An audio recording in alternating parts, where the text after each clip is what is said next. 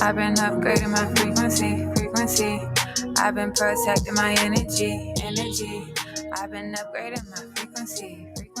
No matter what, I protect my energy. We off the grid. Yeah. We are back with another episode of the Frequency Live on WMB1 Radio. I'm your host, B. Carter. Director Murrow's Double D. Charlie P, what's happening? And this is the Frequency Live on WMB1 Radio. Yes, sir.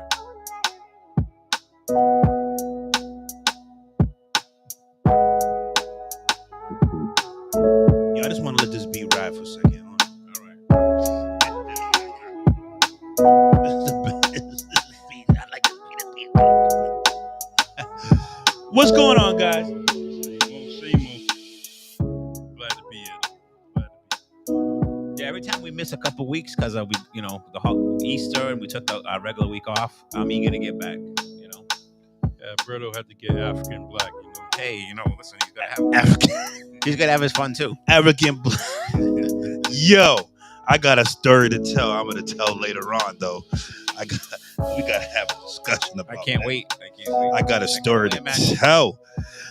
But all right, how was your couple of weeks off, guys? It was good, man. I can't say I was good. Funerals and wakes are hard to do, and I had to do a couple of them this past week, and it's crazy. But that's why I tell everybody tomorrow isn't promised. Yes, yes, sir. Very important.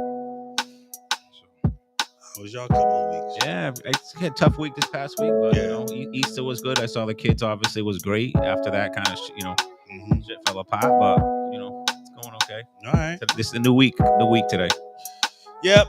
I was on vacation. Not last week, but the week before. I'm going back on vacation.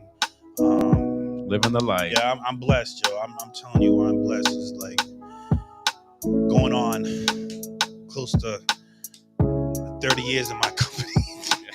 That's awesome.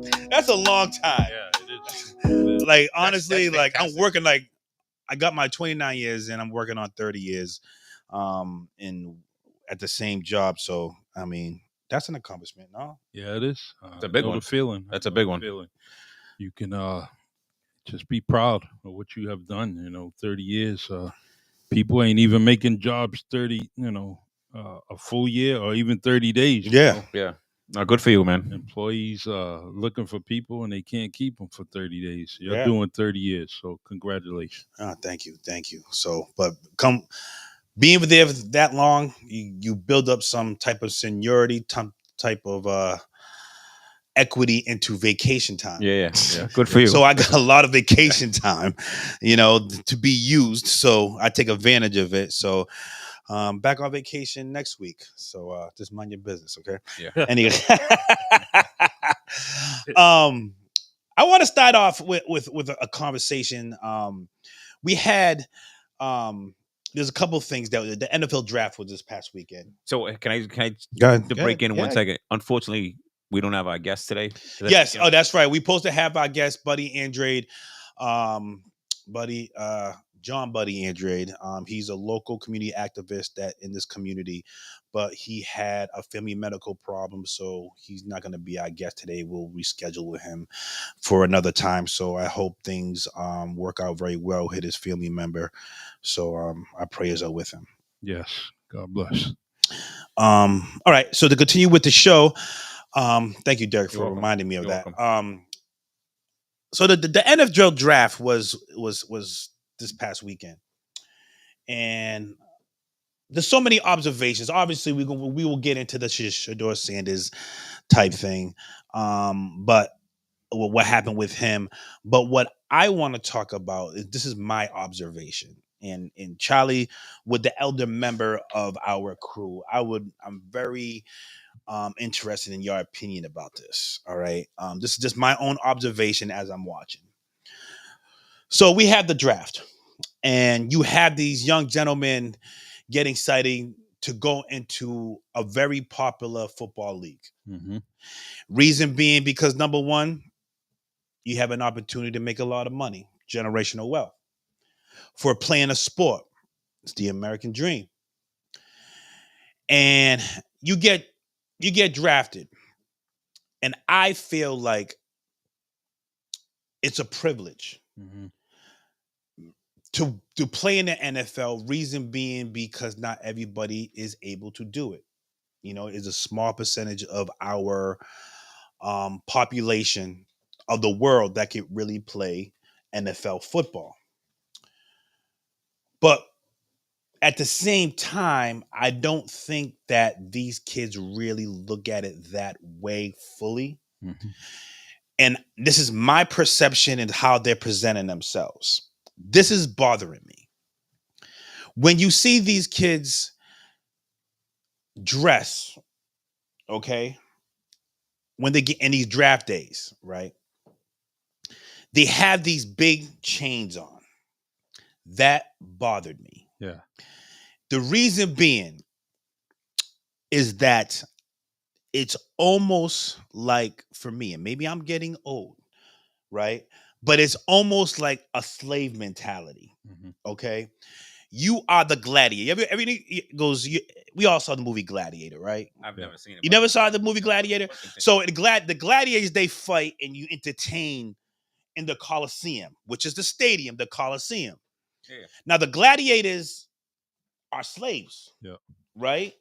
And their purpose is to entertain and to go at each other and kill each other, and whoever wins. So y'all chained up, y'all in prison until you have to go into the arena. When I see these players wearing these big ass chains, that's what it makes me think of. Yeah. Y'all still have the same slave mentality. Not all the players were having that. I like when they play with the fashion of the suits. You know, because it shows off your personality of you being an individual. But when it comes to, I know what they're thinking. Yeah, I got money now and everything. Yeah. But it's the slave mentality. For me, I kept on, and these chains, they weren't like regular size. You know, you have a regular size chain, whatever. You know, it's a lot of dimes. Okay, these things were like, they look like shackles. Yeah, they look like shackles, and it was like, damn, it's not a good representation, in my opinion, of these gifted athletes that's going to a professional setting. I don't know. What do you think? I think I was never fascinated with the bling bling, as the kids say, you know, or something else, or that kind of like swag that they have. I was never something that, you know, that never appealed to me. Never really was anything that I particularly cared for. I think that you know, you can wear all the jewelry you want, but you can also get robbed, and that's a magnet to possibly getting robbed, or not everybody in the NFL can fight. They're very strong people, but they can't fight, you know. Mm-hmm. And getting robbed and ripped off. Yeah, you can have some bodyguards. I just think that you could do something else. However, you know, I can't hate on them because that's the surroundings they have, and wearing that may get some kind of temporary temporary you know, gratitude by your peers. Hey, that look cool, that look nice, you know, all in all. But now you're becoming a millionaire, and is that where you want to spend your millions of dollars, or at least $500,000? Sometimes those chains and everything, $100,000 maybe or more. There's so much other things you can do with all that, and I think a nice shirt, you know, buy a house. Buy a house. Yeah. Maybe there's just so much. So, you know, seeing all that, you know, I didn't look at that, you know, kind of just bypass all that because it doesn't appeal to me. And those are some of the cream of the crop players that were wearing those things. So, Mm-hmm. you know what's going to happen. It's just going to carry over to the younger kids. You know, the And that's my point of it, where you're not kids anymore. yeah, Y'all leaving college, you graduate from college. There's a responsibility that comes with, now that you're a professional athlete, and you can't act like a child. yeah. You Jalen Hurts is perfect. You know, perfect mentor, and they need to jump on his. I mean, I think that's what it is. I think Charlie, like, I don't know. I mean, like the gladiator and that mental. I don't know. I don't really get that, but I think it's more like the bling bling with these kids. The like the look at me type of a thing. Now they have the NIL money, so they have more money at their disposal to buy. I mean, this dude Sanders, that had to be yo, that had to be serious. Listen, and we'll get into that too. Like, he was the worst. Yeah. That thing was ridiculous. Yeah. Why? It's too much. To me, it's too much. To me, it's I don't know. I don't get it. Like I've always been a fan of Barry Sanders. Mm-hmm. Like, you know what I'm saying? Like scoring a touchdown to dropping the ball. Like, you know, it's never like the hurrah type of stuff. Modest, you know, modesty, whatever. You know what I'm saying? So that he was always my favorite player. Mm-hmm. But when I see stuff like that, because you think about it, Yeah. these Charlie, these things were huge. Mm-hmm. You know what I'm saying? Where else you gonna wear this? So it's almost like, and I understand the era we live in. We live in the look at me era. right. Mm-hmm. Look at me. Yeah, everybody's looking at you. You're getting drafted into the NFL. It's the event. Now it's about your brand and how you present yourself. Yeah. And this is how I'm just being observant. Maybe I'm getting old. I don't know. Maybe that's what it is. You know, and I want these kids to succeed even outside of playing the NFL. The average lifespan in NFL is 3 years. Okay. So first impression is everything. Yeah. You know, we need to understand that you're not trying just to appeal to one type of culture.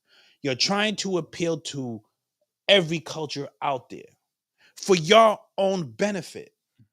You're appealing to, I get it. I get it's the culture. I get that people are just not used to having money and everything like that. That's why we always talk about this. I believe in learning other cultures, because you can learn from other cultures, regardless if you agree with them, certain things or not. And this is one thing about Black culture I just disagree with. Yeah. Is how you present yourself. Because then you look at the people that's getting drafted, but then you look at the people who have all the control in those rooms. Yeah. You see what I'm saying? You see that they're all suited up, right? But the people that really have the real power and how they're presenting themselves. You know, so it's not a point. Do you want to get in that room where you're on stage and they're like, yo, entertain me, motherfucker? Yeah. Or you want to get in that room where I'm going to pick who's going to entertain who? Mm-hmm. And how do you get in those rooms? And a lot of those times it goes through how you present yourself, first impression, because you're not just appealing to one culture. You got to have the appeal of multiple cultures. Now, I'm going to be more critical to Shador because you are to play a position that you're supposed to be a leader of men. Face of the franchise too. Yes. I'm sorry. Now, your father who was a cornerback, that cachet, I welcome that. Yeah. Because you need to have that type of cachet to play that position. But when you're a quarterback and leader of men, you're supposed to leader of the whole team. That's not, to me, if I'm going at, I'm looking, I'm like, dude, like, you can't. Yeah. Because you're just appealing to one side and you're supposed to appeal to everyone. And we all different here. So you got to be a diverse type of person to be a leader of men. And I just think that's a slave mentality.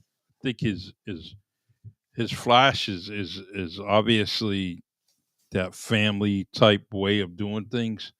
But let's face it, Deion's a Hall of Famer, and he's a Hall of Famer in football, but he's also a Hall of Famer in entertainment. I don't think his kids can live up to those standards where he was. He was very entertaining and being good, bad, and ugly. And I think that between Shiloh and Shador, they're trying to take on that flash, and I don't think they're capable of doing it. But they're trying to live up to Yeah. it. I mean, they're all millionaires, even without Dion's money now. And so they can, you know, be productive. They can actually live their lives. Mm-hmm. But they all need sports. They need football. They need this game of football. So why don't you take advantage of it? Now, I'm not gonna talk. I'm not gonna stop him from doing what he's doing, because No. guess what? He's somewhere where I would have loved to play in the NFL. No question. But I didn't have that talent. I didn't have that blessing. He does. And believe it or not, I was just talking about it earlier. Is Cleveland has a problem. They have 5 quarterbacks now. I don't understand that draft pick. Taking him, I understand it. You got to take him. He's a talent. But they have 4 other quarterbacks already. Well, Deshaun Watson is not going to play this year. He's out this year. Yeah. Yeah. So With now his that's Achilles. 4. All right. So now they get narrowed down to at least 2 or 3. Three the most. 3. 3, so someone can run the practice squad, right? So out of that, it's they're going to be playing. Come as soon as June, they're going to be playing for their positions. I think Shador is going to start. I truly I do. I think that he's capable of doing a little bit more than what Joe Flacco did.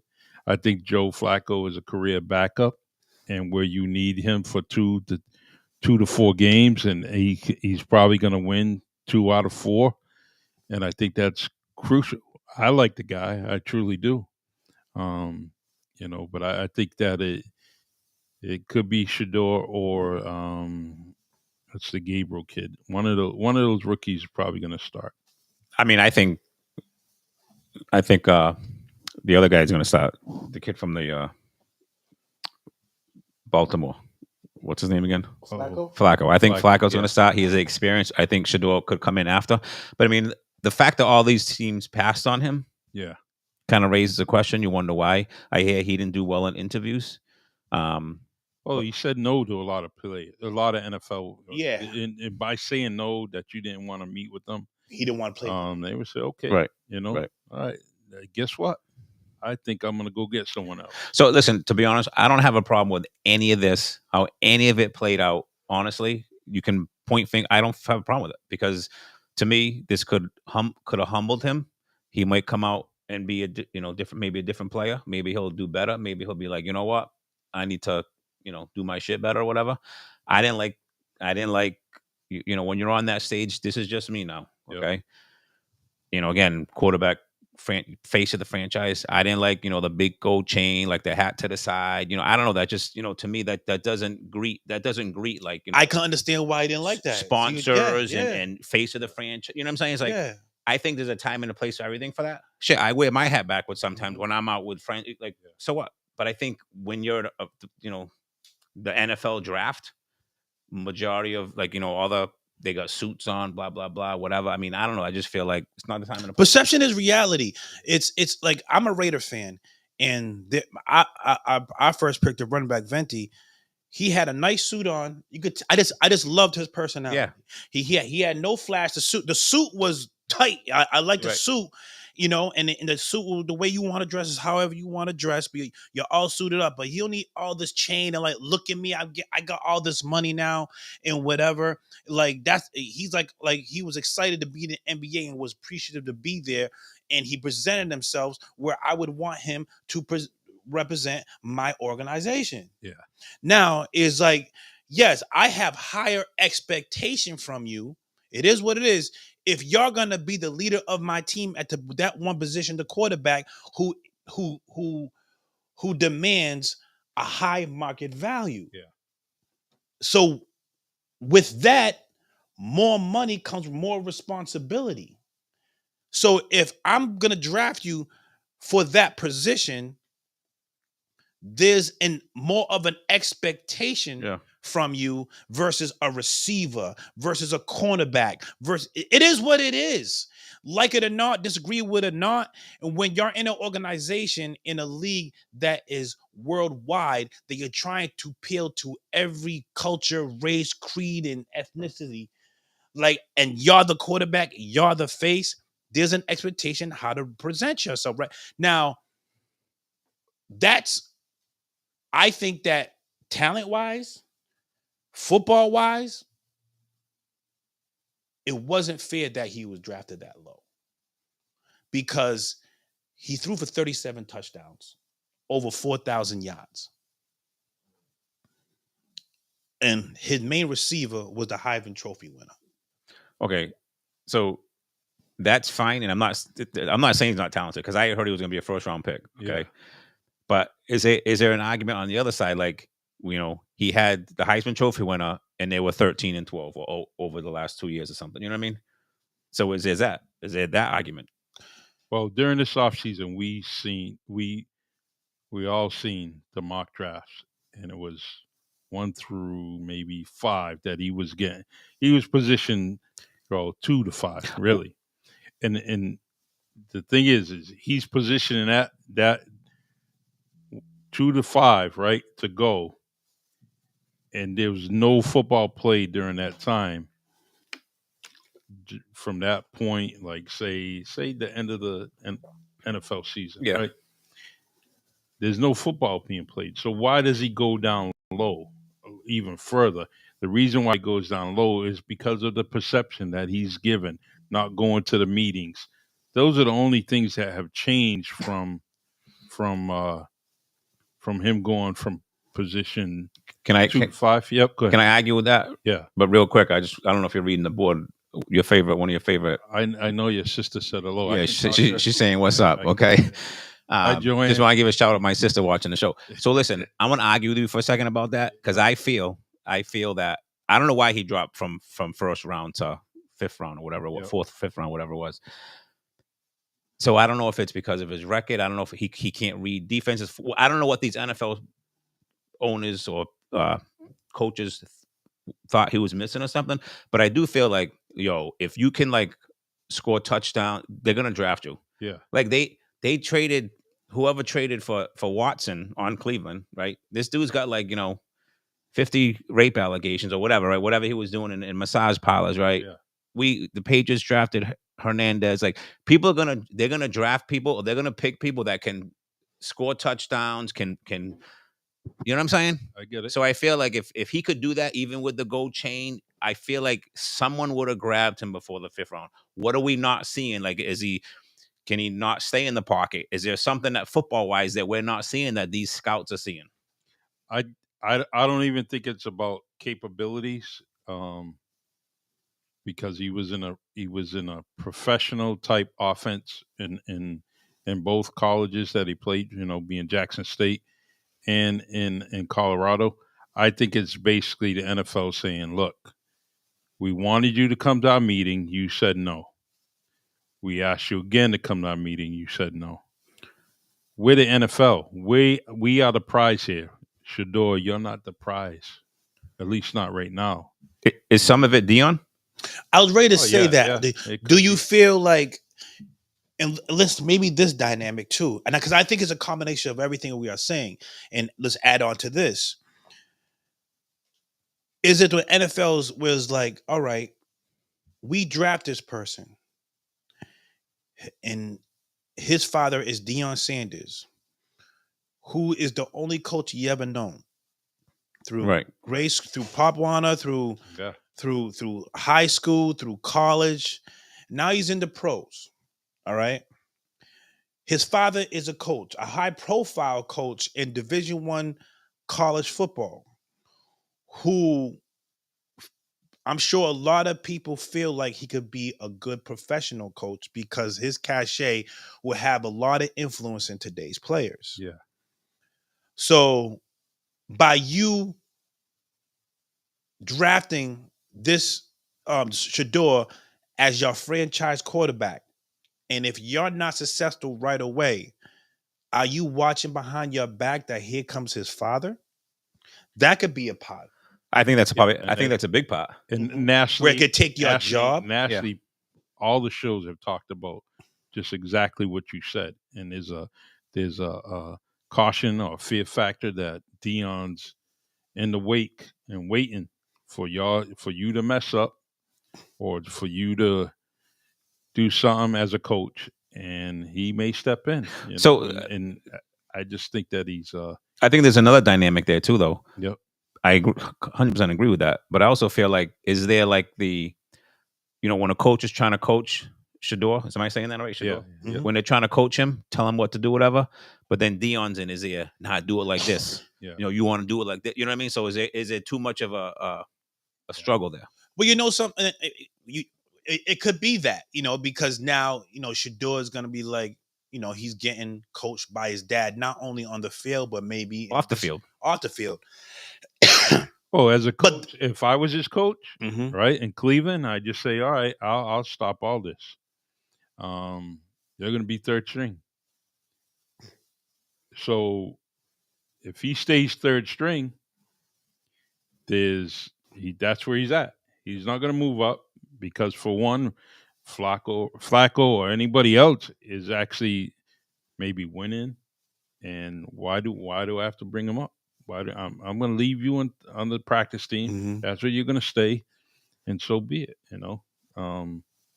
And you won't get this controversy, especially if they're winning. Well, how long if you're not winning, how that's gonna last when you have the cachet of the Sanders? Now they are who they are. Now this is not new. Where you had the father so much involved in their kids' lives, and when it comes to this professional sports, we talk about the Mannings.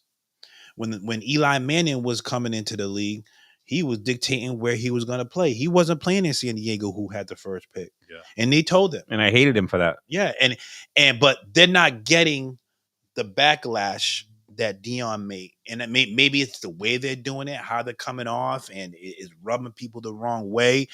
But Dion's Dion, Archie's Archie. Yeah, you don't. We have. I mean, with Dion, you could say there's good, bad, and ugly, right? Where Archie Manning, when has he been that controversial dad? It's usually a perception of being a good person, until maybe the decision where it was with Eli and all that. But even that he wasn't perceived as a bad person. Dion is always, from the time he was in Florida State, he's always had that good, bad, and ugly label to him, and it's going to continue to go on. I think his flamboyancy, like Dion is, if you really look at, he's a good father. Yes. He don't drink. He don't do drugs. He actually wasn't he a pastor? I don't think so. Who wasn't a pastor? I forget. I No. Okay, maybe I heard something. I don't make stuff up, but I thought he might have been a pastor. Maybe because he's really deep in I don't know if you guys his faith. Prime in 21st and Prime is podcast. Yeah, you see another personality, another intellect with Dion. So I get where he's talking shop and he's very intelligent about it and so on. And so I always see some good things. I don't know how anyone could not like Dion. Yeah, and unless you're a 49ers fan when he's playing with Dallas, or a Dallas fan when he's playing for the 49ers. I mean, this dude smiles. Was on the baseball field, always had a smile on his face, did commercials. I feel like what it is like if you really think about it, whatever Dion did, he was good at. Right. Like he played football good, played baseball, he was good. He was a sports analyst, he was good. Yeah. And now he's a coach, he's a good. As a dad, he's a good. You know what I'm saying? So when someone's so good at everything, you can probably rub people the wrong, especially if you're just arrogant about it. Well, I think you know what I'm saying? Yeah. But he's arrogant because he puts in the work. And then it's almost like a lot of people think that he was playing with pure talent. No, he was watching film too. He was putting in the work. That's why he was so confident and could be so arrogant, because he was prepared as well of his athletic ability.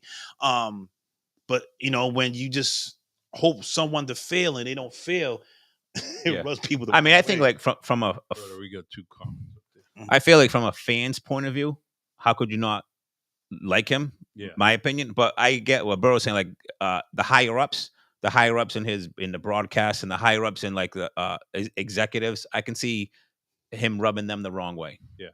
Just my opinion. You know what I mean? And I mean, look, Colorado, they right off the bat, they gambled with him.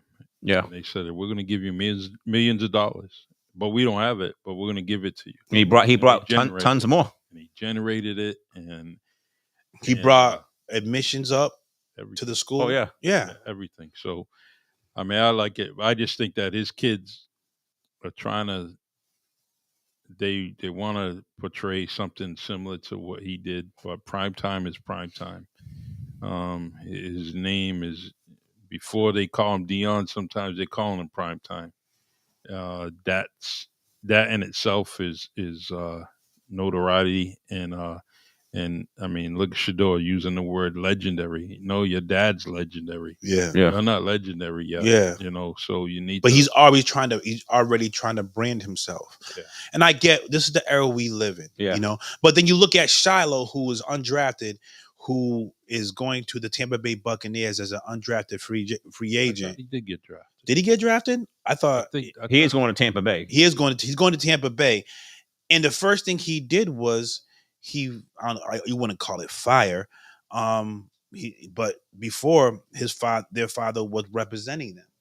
Now he got a regular agent to represent him. So I really think the NFL is scared of the influence Deion Sanders has on the league, and with their sons coming in the league and how close he is with his father, kind of worried, because I think that he is a type of person that would say, hey, I want to go coach Cleveland because you're not treating my son right.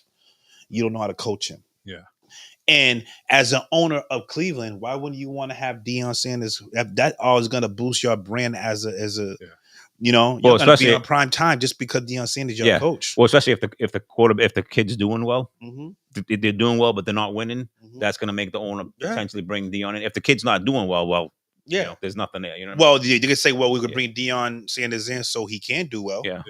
You know, so let me just can I my last thought about this. Yeah. I do think it's funny and ironic that Deion said, I think it was like 5 or 6 years ago, my kid will never play for Cleveland. Like, I won't let my kid play for an organization like Cleveland. And then Cleveland drafted him. Yeah. And I wanted my Raiders to grab him. They had so many opportunities to. I would have taken the Patriots to get him. It was numerous. Yeah, and he didn't have to start. Like, he could just be behind Geno Smith for the couple years that he's here. You have Tom Brady that's already mentored him there. There's a minority owner for the Raiders that can help him become. And I think that it would have been a great marriage. I don't know the reason why they didn't. Or Pittsburgh. Yeah. You got Mike Tomlin could because he's a hot. To me, I feel like he's a right. Yeah. He would have kind of like set him. Pittsburgh would have been a nice fit. They passed on 3 times, I think. Yeah. So did the Raiders. I truly. Out of both those teams, those are the 2 teams that I thought were going to grab him. But you see, Brady was working with him, you know, and did work with him.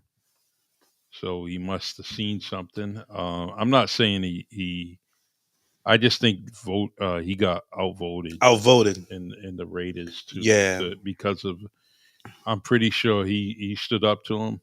And I mean, Brady's reputation is always staying up and for the lowest person on the team. He was always doing that. And I'm pretty sure he's a kid that he worked with very diligently and had a high confidence in him, but he didn't select him. And I think that he basically, Mr. Davis, young Davis, had just said, no, we're not going to have him this time, you know.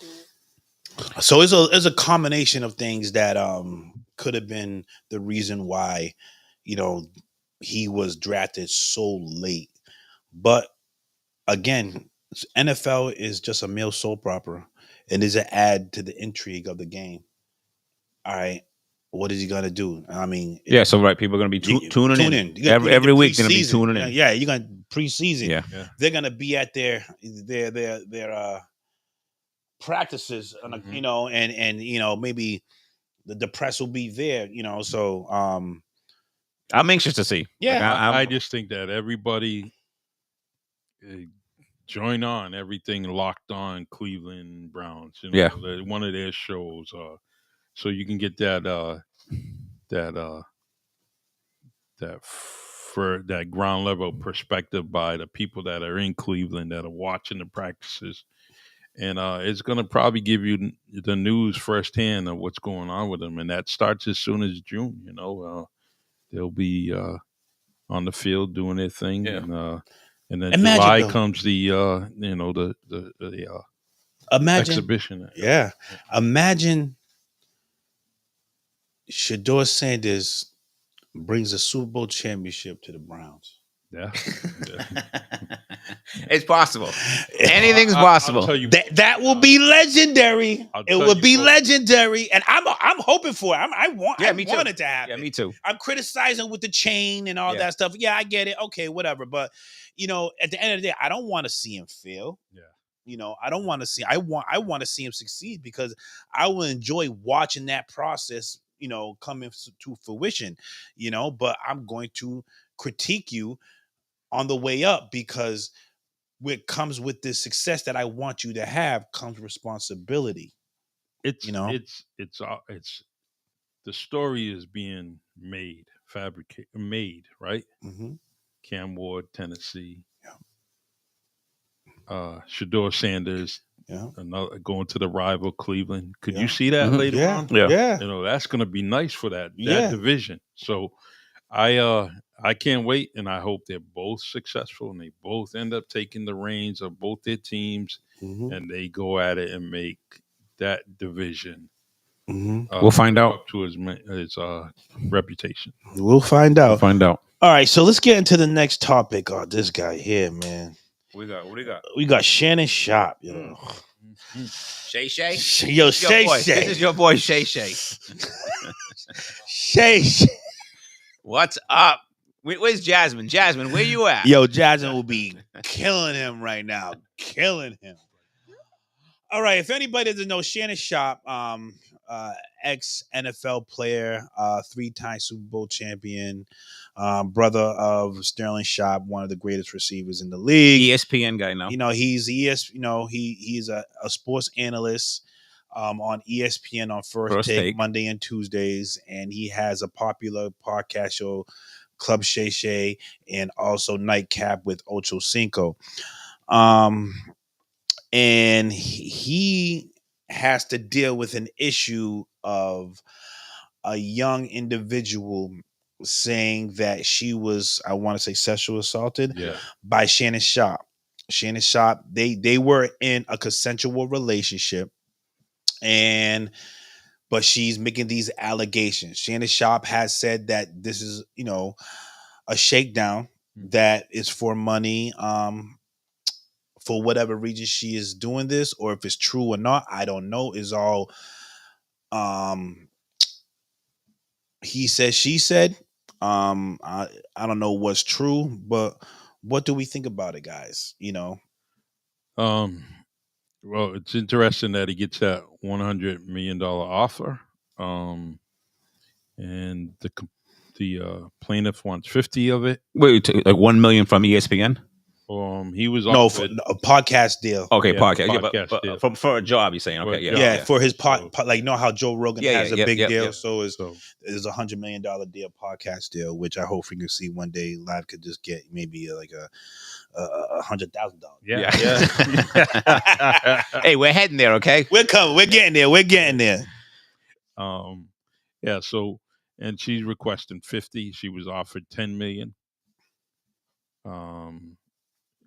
And she didn't take it, and then she gets Busby.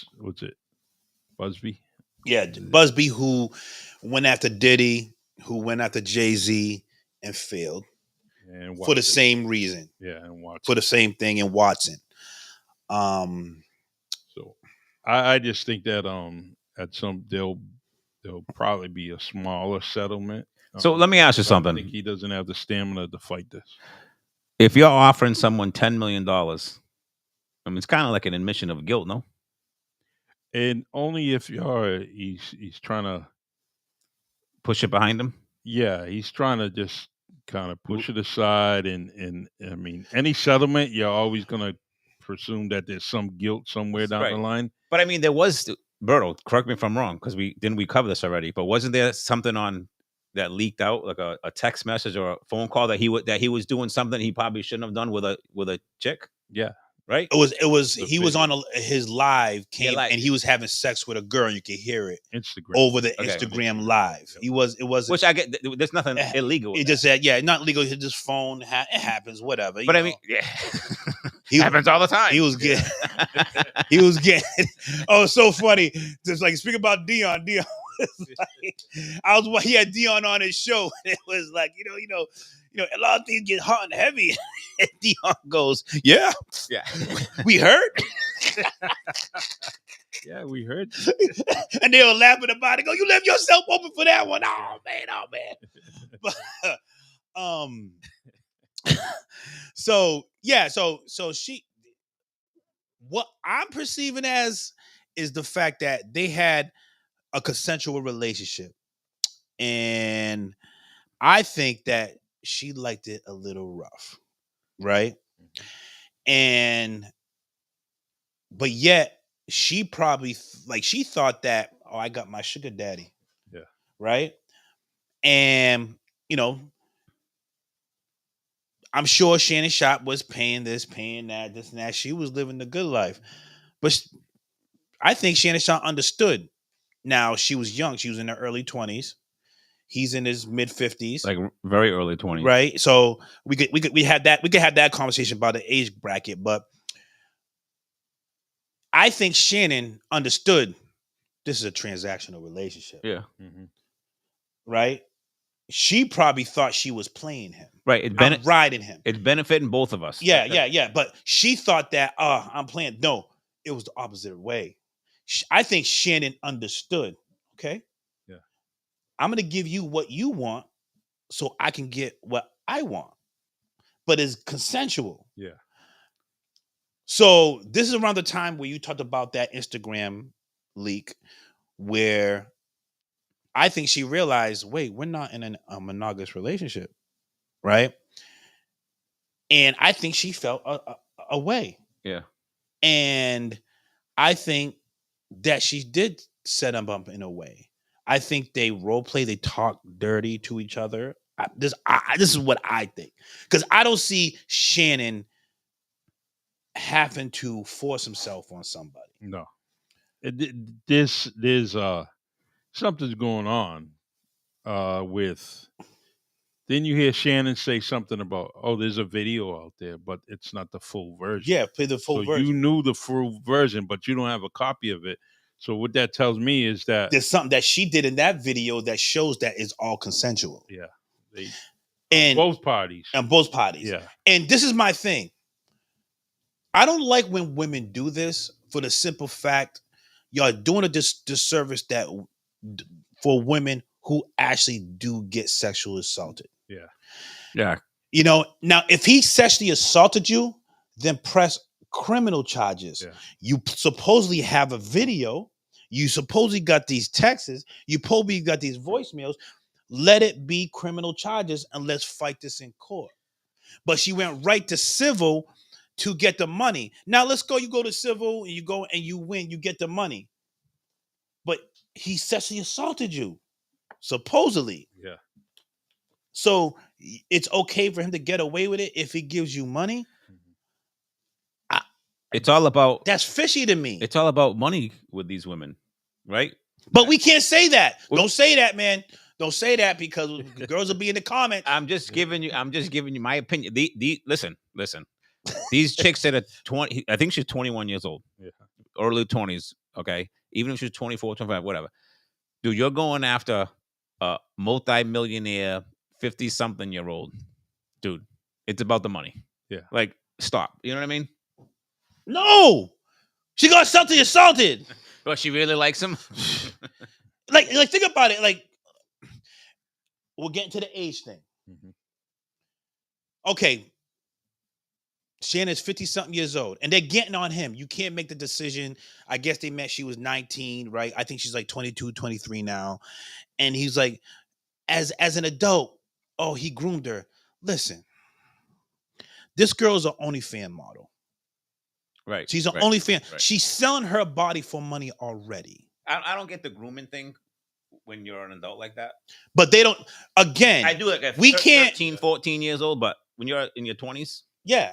But again, like I think that people are being very naive and being very standoffish because they don't want to get heat from the most powerful voice in this country, women.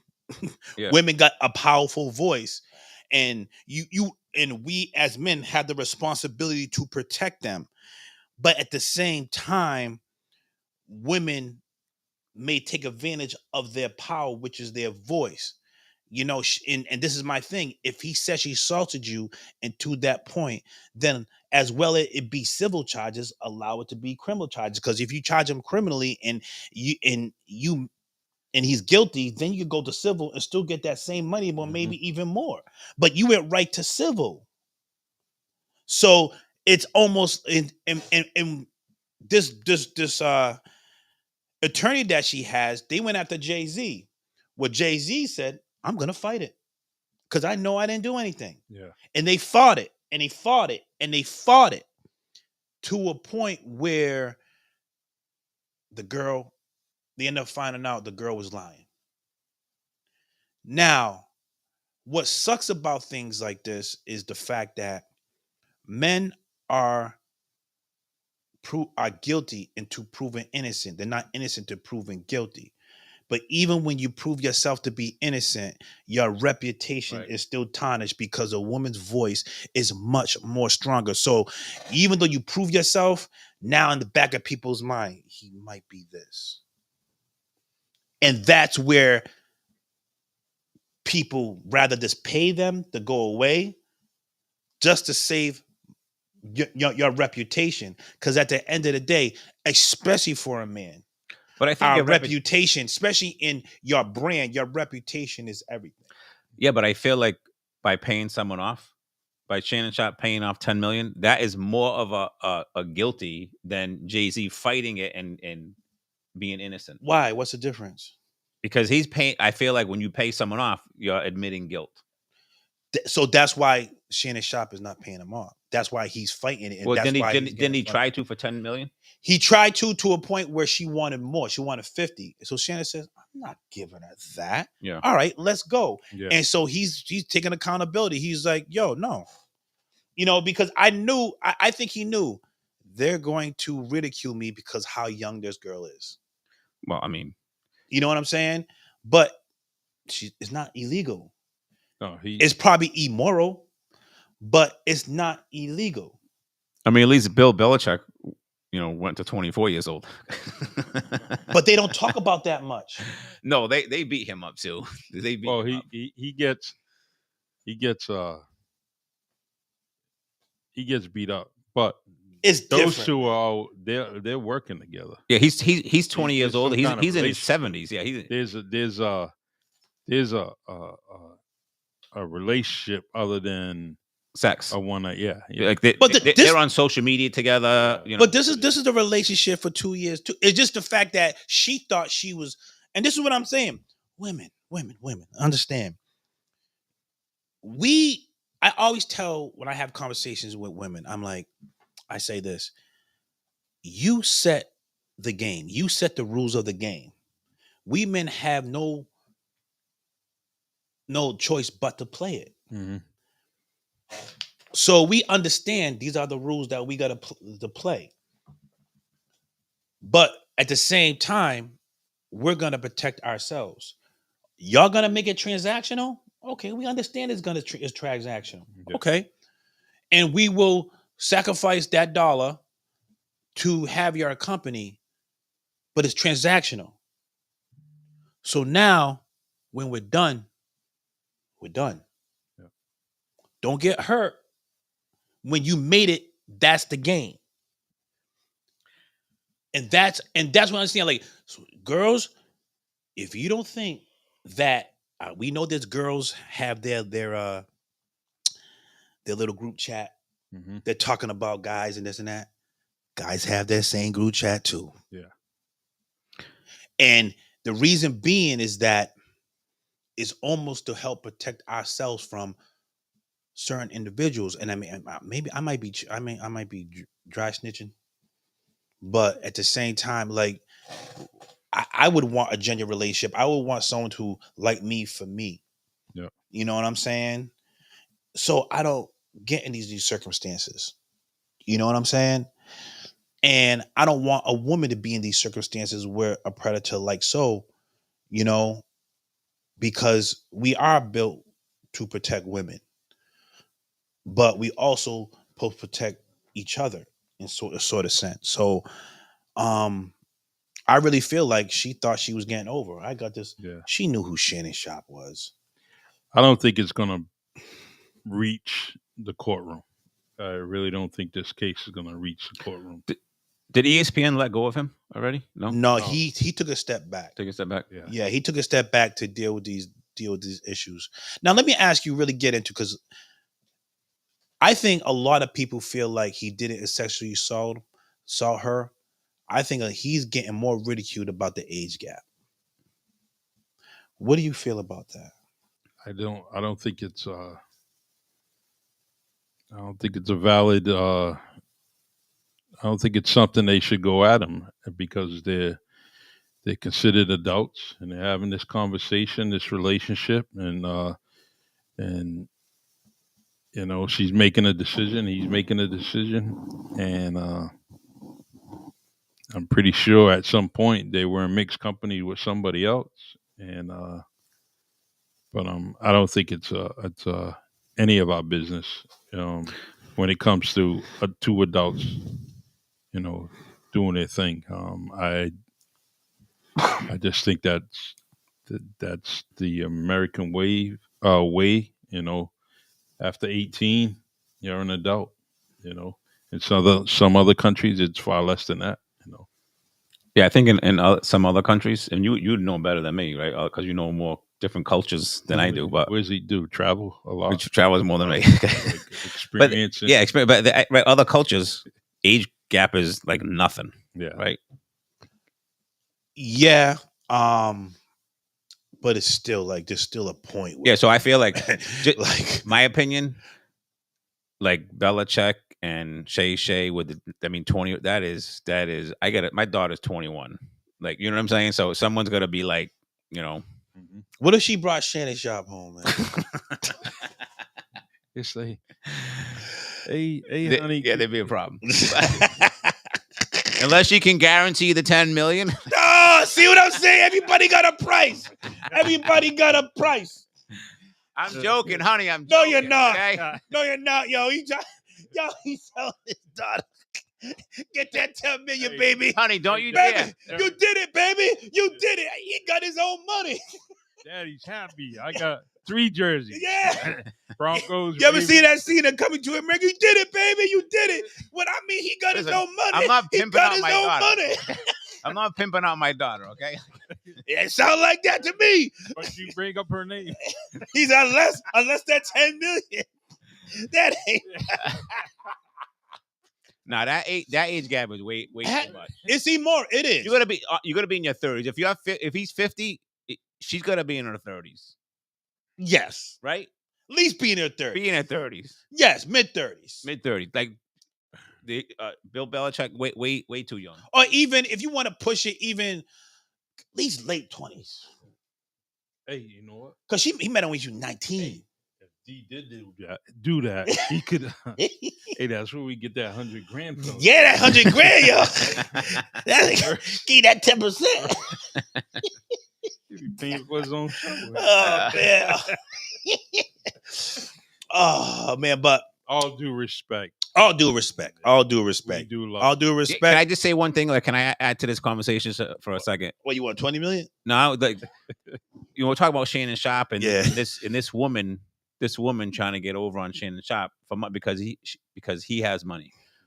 Look at all the NBA players that these chicks like get close to so they can get knocked up so they have a paycheck. You can't talk about that because But it's true. It's we live in the Me Too movement. You It's can't true. talk about it. It Okay. is true. I'm all I'm about being this. sarcastic, but Yeah, I wish more yeah. people would talk about the choices. We're talking about Shannon Sharp's choices, and you're not wrong saying that. But let's talk about these choices that these women are making and why they are making them.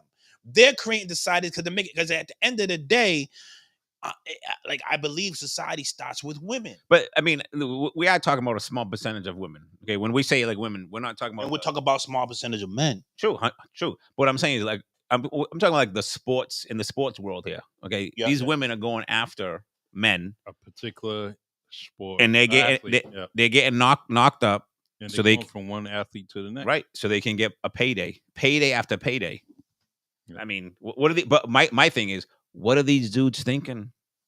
They get it right in Like They're thinking of their ego. they get it in spring training. There's people, mentors that come in and talk to you about it, whether it's NFL, whether it's NBA, whether it's the Major League Baseball, hockey. They're getting this kind of guidance before they end up even getting on the field for these teams, and they're just people are warning them.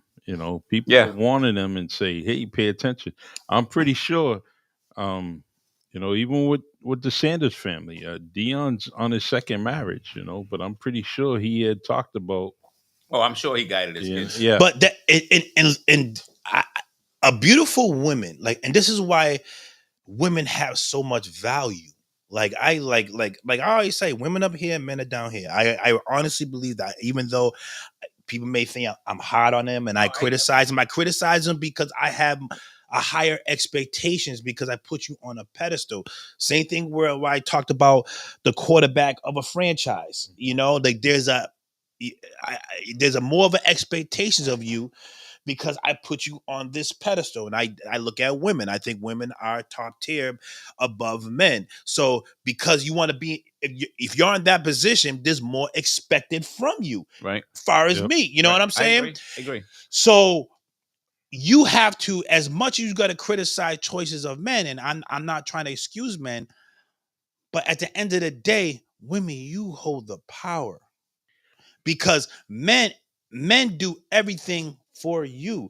And the pretty you are, you have that privilege, and like we make money for you.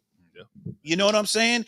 And They're if saying she put it on him, yeah, and it's if you see that glow on a man's face when and that woman particularly knows that she got him, she's gonna It's over. be able to manipulate things the way she wants it to go, whether it's a woman, physically, mentally.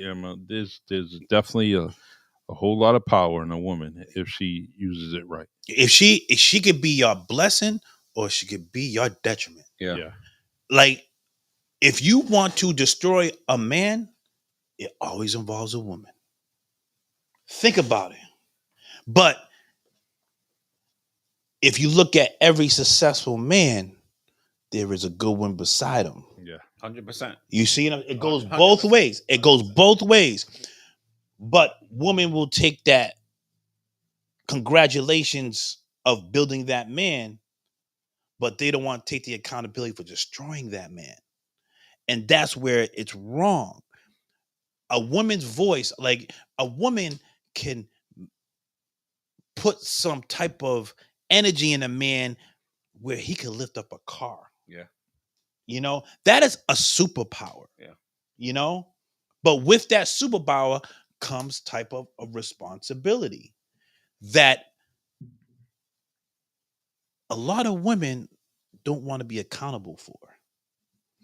Now, does it excuse men? No.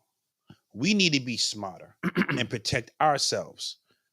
And I think that's probably a lot of the reason why you find less people getting married. If you really want to get deep into this conversation. I mean, I don't know. I just think that it's if you look at someone like Jay-Z, Diddy, or Bill Cosby, or anything that destroys a man, there's women involved because that's our weakness. A woman is comparable to a man's money. I think. What do you think? There's a couple of comments from one of our colleagues. Okay. Let me see. Show it. It's not showing up on the restream here. But anyways, there's a whole lot of power in a woman, and whether it's we say good, bad, and ugly. And I think that Do you feel women today, like this generation, abuse that power? I think both sides do, but they do. I see it a lot. How many times we all see on social media, some women have more men than a car lot. It's every month it's someone different. It's both. It's Yeah, both. it's both. It is. I tell you a story, right? Oh, this is funny. I just remember the story. This happened to me a long time ago. This ain't the story, right? No. This is a different story. Okay. I just reminded me thinking about it. This happened like years ago. I went out for a dinner with a very attractive female, and we went to this nice restaurant, and there was a line. People were waiting. Mm-hmm. So she goes in and she just talks to the host and everything like that, whatever. Talk to this another waiter or whatever like that. We end up skipping the line, right? She sits down and we're talking, and she's like, because that's why sometimes you just got to be very sociable and this and that, because you never know, and so this and I'm looking at her. I was like, is that why you think you got the table? Uh-huh. And I'm like, and then she started commenting on like the owner of the restaurant was like, he kept on coming over and like, is everything okay and everything's good, you like the table and that. She's like, see, that's because he's sociable, like this and that. I said, that's your thing. I says, we got the table because you're pretty. Mm-hmm. She thought and then she looked at me and she was like, she started laughing. You think I'm dumb? Yeah. Like I knew the whole thing was going down. I just let it because I want to sit down myself. And but yet you really thought that I would believe that. No. We know there's such thing as pretty girl privilege. Yeah. And we know that especially nowadays women know how to use that superpower. Actually, I got a question. Who picked the spot? I did. All right. I picked the spot. So yeah, she's pretty. Yeah. So she went in there. She was like, "Hold on." She knew it ain't the first time we did it. Mm-hmm. You knew that they're gonna look at you. Yeah. That means they're gonna see this pretty girl come, and y'all going to listen to her, and you want to appease this pretty girl, Yep. right? And all right, yeah, you can sit there. It's being nice can get you here. Mm-hmm. Being beautiful and nice Yes. can get you here. Yeah. Yep. It's a form of DEI. But I'm not knocking it or whatever. But no, but it's true. But don't say like, oh yeah, because you're such a nice and sociable person and people just love your personality so much that you're gonna cut 10 people in line. No, it's because you're pretty, yo. Yeah. I mean, that's just facts. Yeah, it is what it is. And we men accept that. We understand the privilege, just like we men understand the privilege of us making the money. But when you have a pretty girl who makes money too, that leads into a villain, What's the next topic?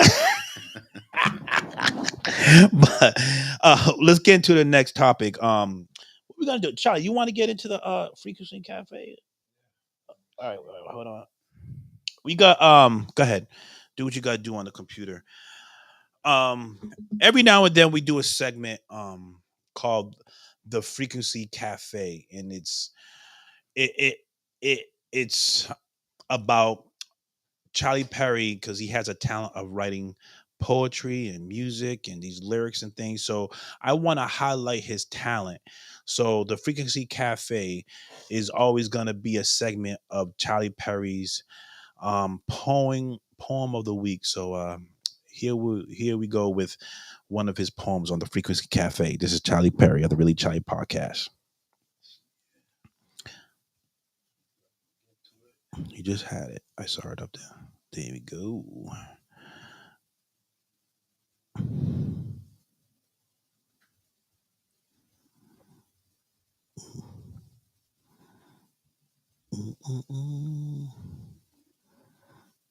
Welcome.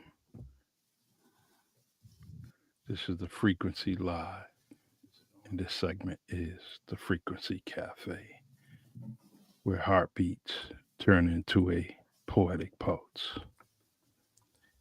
Memoirs, memoirs. The reality is that writing came from someone talking about a person, place, or thing. Memoirs make the heart sing. Memoirs catch teardrops and make your heart rate drop into a faded pulse. Maybe a one night lady or a matrimony, maybe. If he or she play their cards right, who knows if memoirs are the real deal or part of creating a spark in a flameless room or fireplace. Some people are made up of no love at all. Some people make love escapes, love luxuries, love complexities. But love is what we want from a personal memoir, right? If she writes, she cries, and guys begin to multiply as not the one. If he writes, he acts like a victim while being that stray along the way. Memoirs have a way of picking pieces of the whole story to create a book full of missing chapters. If I could write a memoir, I would close her eyes and make her bite her bottom lip because it sounded like I was writing about her. Some women need some company and a poetic pulse to make their imaginations run like a water faucet. Are you thirsty or not for a memoir that keeps you in a corset, page after page? A poetic pulse. Thank you for joining us in the Frequency Cafe. My man. Oh man, that's sexy. Charlie, that was sexy.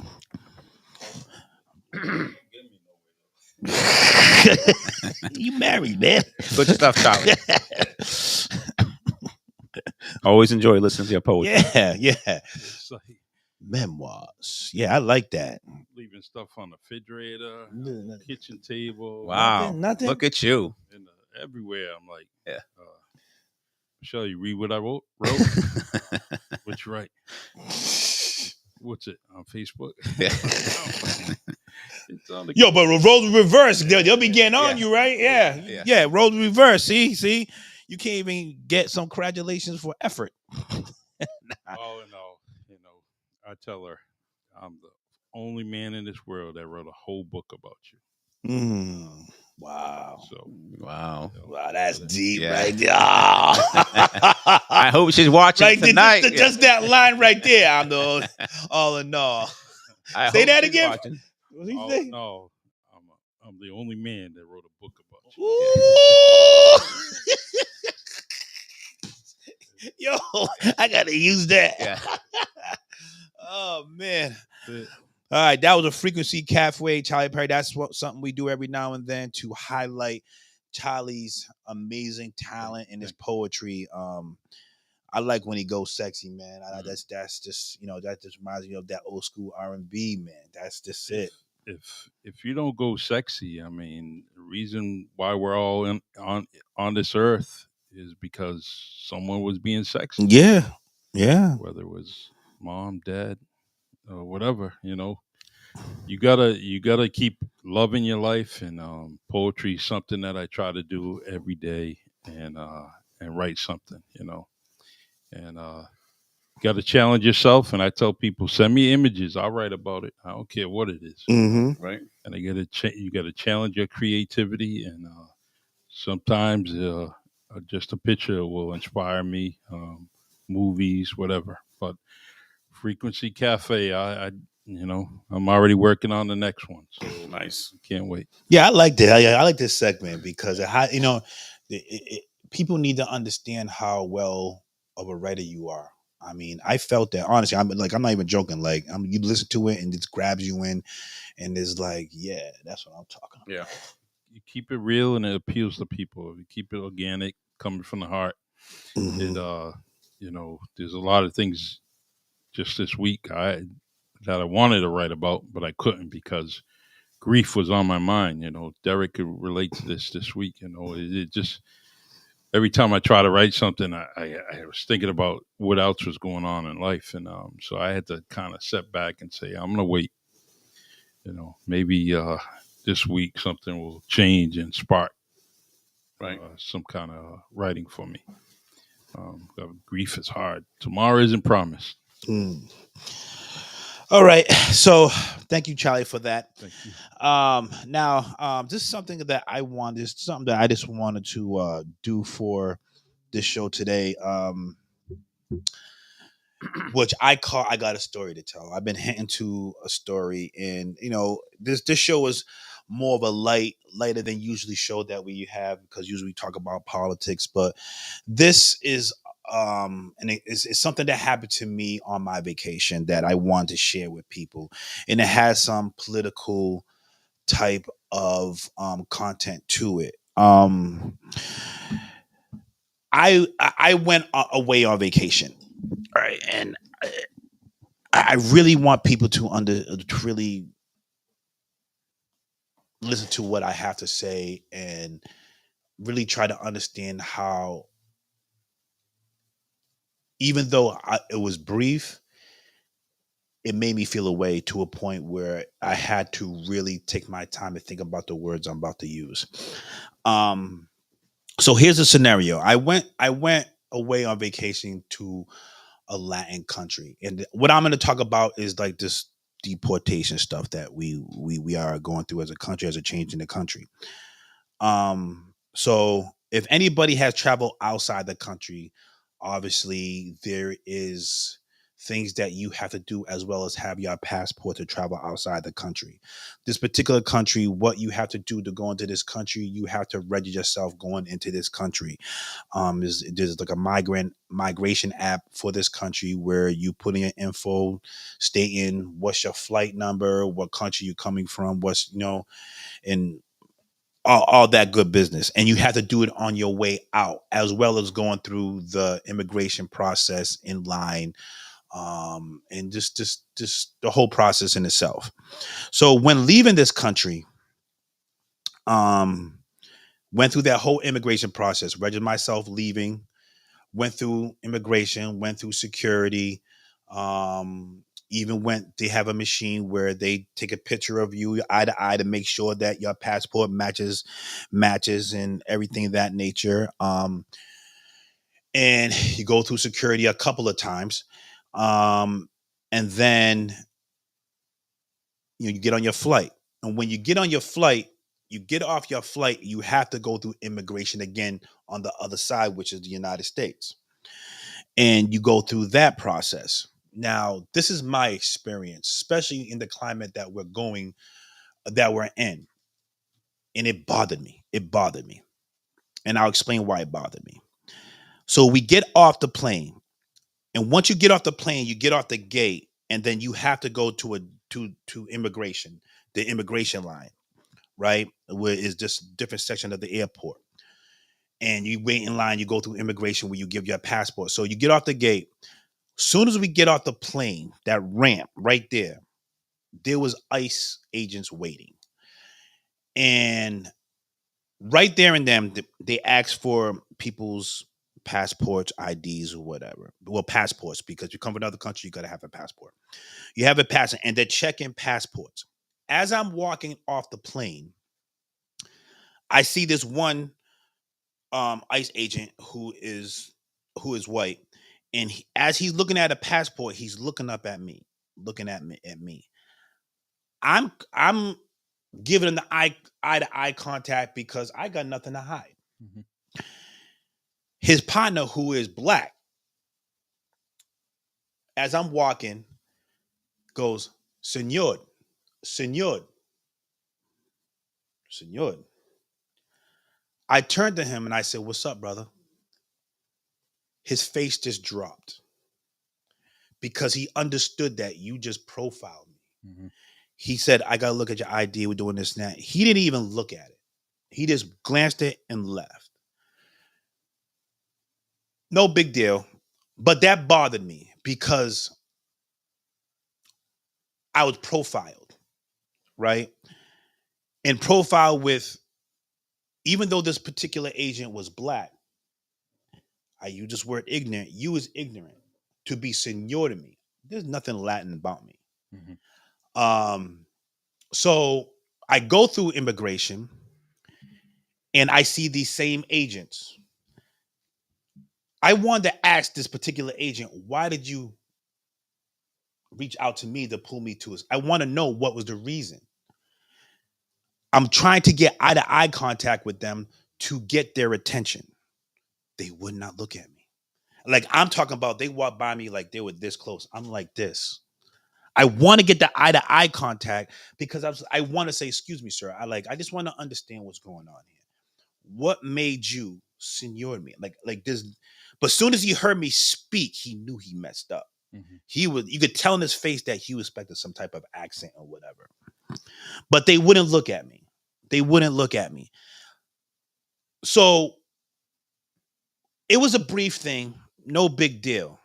The more and more I thought about it, I was like, okay, I am a person who comes from a family who uncles and father who served in the military fought for this country. My grandfather fought for this country. My great uncle fought for civil rights in this country alongside Martin Luther King. My mother came over to this country legally and worked her way through the system, through the welfare system, got off welfare and became and retired in probate court of the United States. My other on my mother's side were legal immigrants who worked in the factories to help build this country. If anybody's as American as that, is me.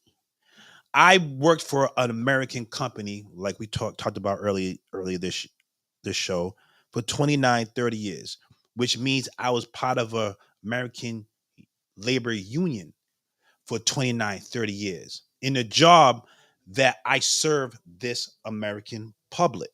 Mhm. Saying all that and being able to come off the plane and still be profiled, that hurt.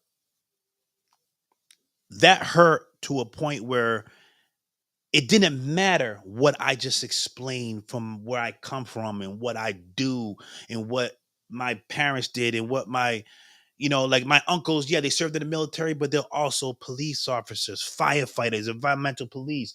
Like they have done all these things to serve their communities to a point where, you know, I was told, and Charlie, I don't know if this is true or not. Like I was told that they once wanted my grandfather to run for mayor, but he didn't want to. Mhm. He was the head of the NWACP or Yeah. greatly involved. So I'm coming from a place where that's America. And having that brief moment of coming off that plane, especially as coming from a black man, to profile me and just for in a brief moment to feel what these people are feeling in this space, I feel is wrong. So it makes me think, it's like, what if I came with the same energy and I profiled. And this is not towards you, Derek. This is not this because I know your heart. This is not towards you, but certain people have some type of ignorance to themselves. What if I profiled, and I don't like using this, saying that, okay, if you voted for a person that is implementing these policies, can I say that you're racist? Can I say that you're prejudiced? Because you're looking at me and you're saying that I'm a threat to this country where you could profile me and that's okay. So can I use the same ignorance? For that brief moment, it hurt. It really bothered me because it doesn't matter what I do or where I come from in this country. I'm still gonna be judged of my skin complexion. You know, would he have said "senor" if I had a darker skin complexion? But I feel like, and that's why I use the word ignorance, is because even though the particular agent was black, his ignorance, he could have said, "Excuse me, sir," but it was right off "senor, senor, senor." So I don't know. I needed to tell this story to understand these are the experiences that maybe some people would never experience, to try to have some little bit of empathy what people are going through. Because when they say we want to get all the bad people out, now mind you, I already went through immigration. I'm going through immigration again, but you want to catch them in between. Mm-hmm. You know what I'm saying? Yeah. You want to get the bad people out? I'm all for that. But not at the cost of Americans or just basic human beings trying to do the right thing. Um, it just didn't make me feel too American, and it pissed me off. It pissed me off to a point where, should I have the same energy, the same fear, the same anger that towards the people that are allowing this to happen? You know what I'm saying? Like, am I right to feel that way? Because obviously it's right for people that's implementing these policies to feel the way they feel. So why can't I say, hey, y'all racist, y'all prejudiced? I don't know you. All I see is you okaying this type of behavior. So I don't know. That's just a story. I just want to like, and I came from a country who I spoke about Martin Luther King, how my great uncle befriended him, and their faces lit up. Mm-hmm. They were like, "Wow, serious?" And they wanted to know more. They wanted to know more. But then you have a country with this administration want to eliminate Black history from American history. They don't appreciate it. You know what I'm saying? When you getting treated like, it's like I'm being more respected in this country versus the country that I service. And I feel like that's not fair. It's not fair. It's not equal, and it should be. Um, I don't know if you guys got any Oh, comments on it. I got a comment after. Okay. yeah, his initial confrontation, or his initial word spoken to you was "senor," which is Mm-hmm. Spanish. Mm-hmm. So that's obviously what he thought you was. Mm-hmm. Um, and until you presented some kind of strong English, like "What's up, brother?" Mm-hmm. And so he changed. He obviously knew that he was barking up the wrong tree, or had a bad perception of who you was. Mm-hmm. So I think that you was profiled as a Latin man coming into the United States, Mm-hmm. regardless of what anybody else thinks. If you're thinking differently, by saying seniority, obviously thought you were a Latin man. Mm-hmm. All I can say is that you're truly gonna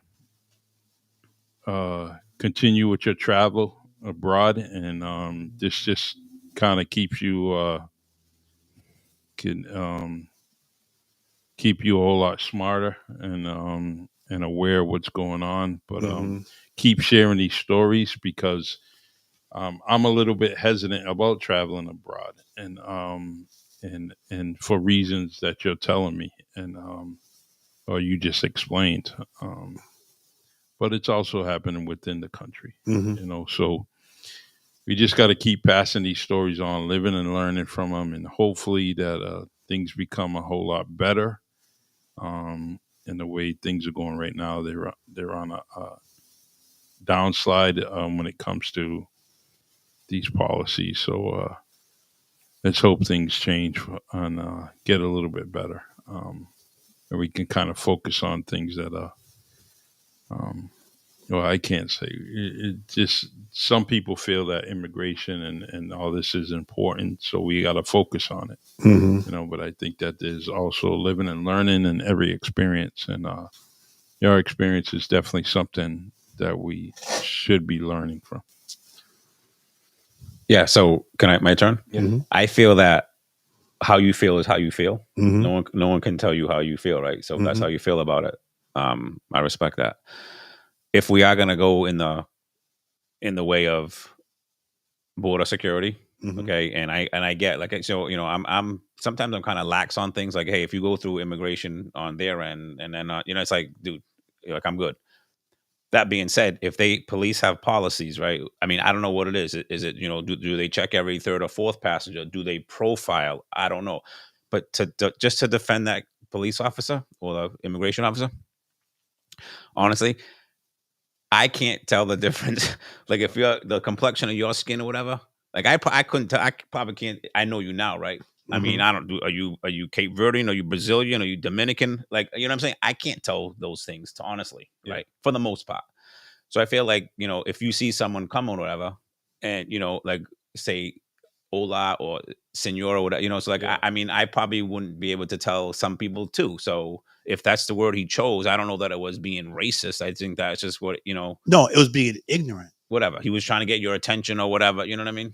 But that's where, like, that's my point is we as a country, and this is where I'm saying is like we put each other's people in these boxes, and we are the most diverse country in this world. So there's no excuse to be that ignorant unless you choose to put yourself in that box where you're not learning. I can tell who's Latin and who's Cape Verdean and who's black. I can tell. I know I can. Some people can't because they put themselves in a box and they look and they just like and this individual is black, so it's not even a white black thing. I think it's just it's the ignorance thing. I really do.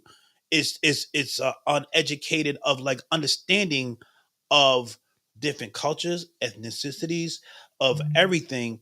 Where it's like I get it. You may look at me and think that I'm Latin. I get that a lot, but that's not ignorant.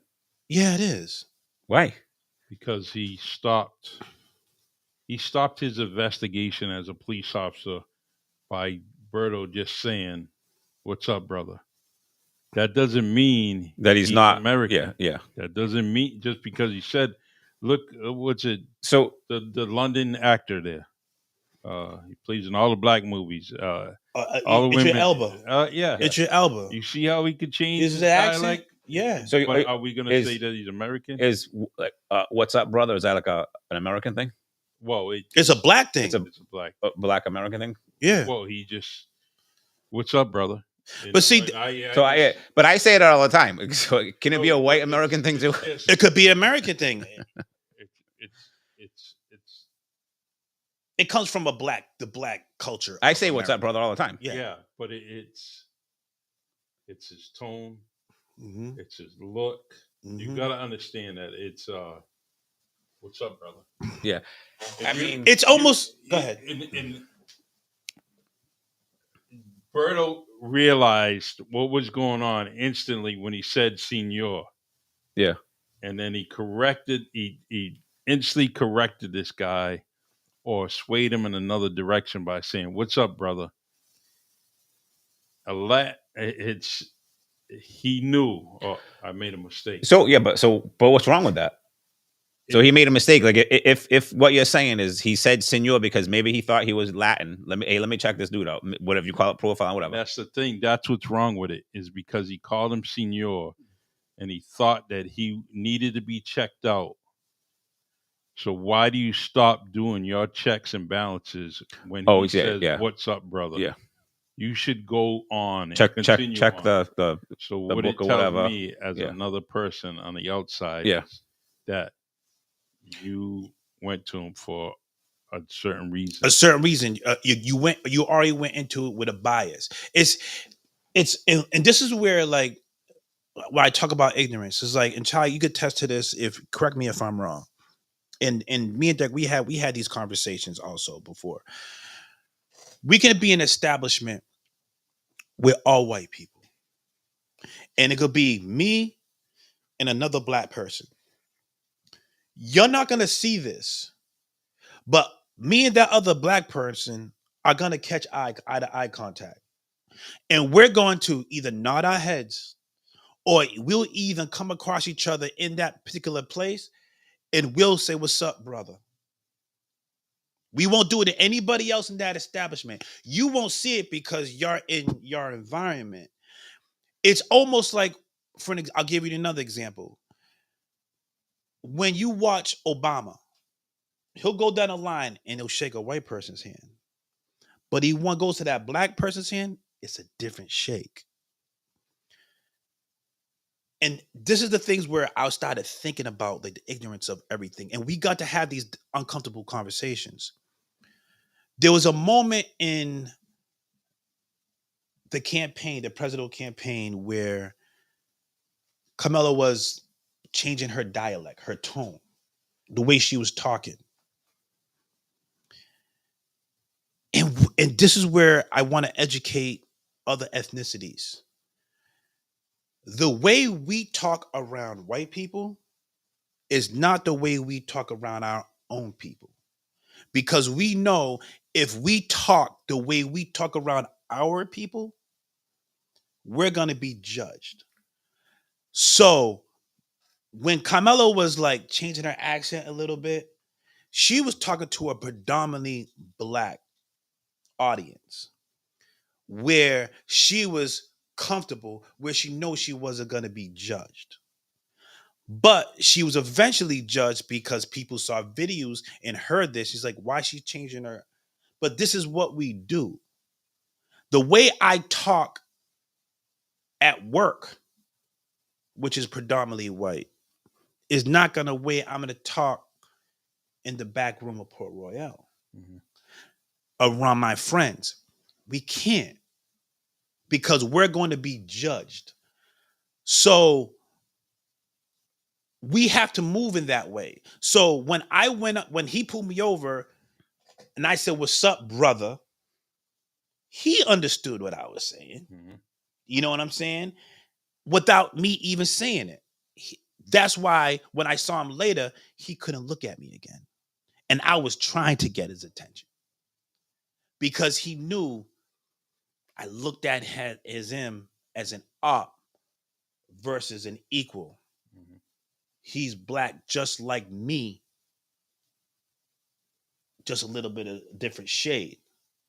And that's the ignorance. And that's where, and maybe you may not understand it because you won't go through it. And I understand that. And this is why I want to have the story and have these difficult conversations, that even though I'm doing the right thing and I am an American and I am all this and I'm all that, I'm no more than American than you. But you will never get treated the way I got treated coming off that Right. So you'll never experience listen, that. I 100% agree with you. That's what I'm saying. Like, your feelings, the way that you feel about it, Yeah.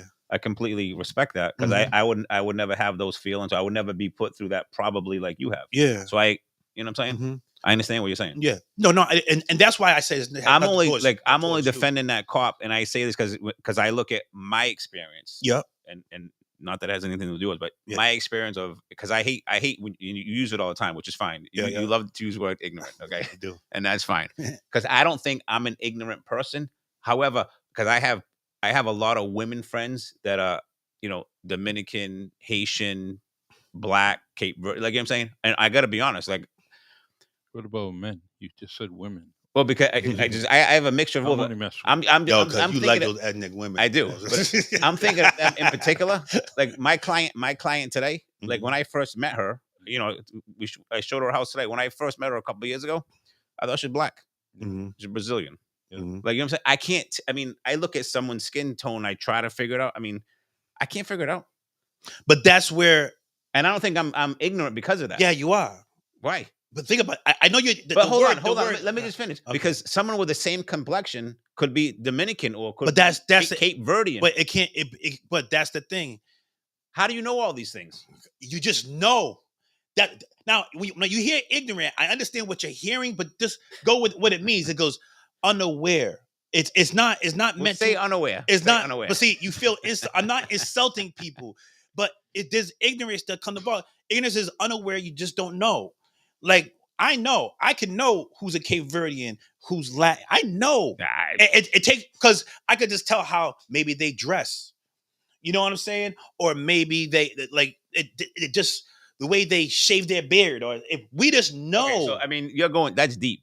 That's deep. But that's our education, and that's where the ignorance and it comes involved. Now I'm not trying to say ignorance to insult you, No, I get it. because I'm not insulting you. And like I said before, this is not towards you because I understand your heart, and I can have these conversations. A lot of people are not even at experiences where you like ethnic women. I know you do. I mean, I like women in You like general. women in general, but you just you do. And it's okay, Derek, because they are sexy. I like all You women. do, okay? you do. Yeah, yeah. He doesn't want. They like all women, but yes, it's not like you don't like ethnic Yes, women. yes. You do. Yes. You do. I like white women too. I Yeah. ain't gonna lie. I like it. Yo, white women are beautiful too. But it's Beautiful, sexy. yeah, Yeah. yeah, exactly. But it's there is a difference in different ethnicities. You could tell. Like, listen, you're not all white black. You got white in you. Mm-hmm. You know, I you can't can tell that. I can't tell that. We can. yeah. Because we have to. We can tell how we could tell simple things of, oh, you like that song? Oh, you like that movie? You know what I'm saying? Yeah, I mean, It's certain things or certain dialects or how you carry yourself or what you wear. Like, you're not gonna see a black person wear LL Bean. You're not gonna see it. all right, good to know. Good to know. You know what I'm saying? So you're not. Am I wrong? You're not. You're not gonna see it. Yeah. You know what I'm saying? So listen, hey, if I meet someone, Yeah. okay, I'm gonna text you if I'm on Yeah. a date. Yo, she's wearing this. Yeah. Yo, what is she? Yeah, I'm telling you, you can tell it's too is like, and yeah, you can just tell, and it's hard to explain. And that's where, like, when people were talking about Camilla, when she's changing her dialect, when she's talking to a predominantly black, that's normal for us. Like, I can walk down the hallway and I could have another black person, and I don't know him in a hole in the wall, but I'm gonna say what's up to him.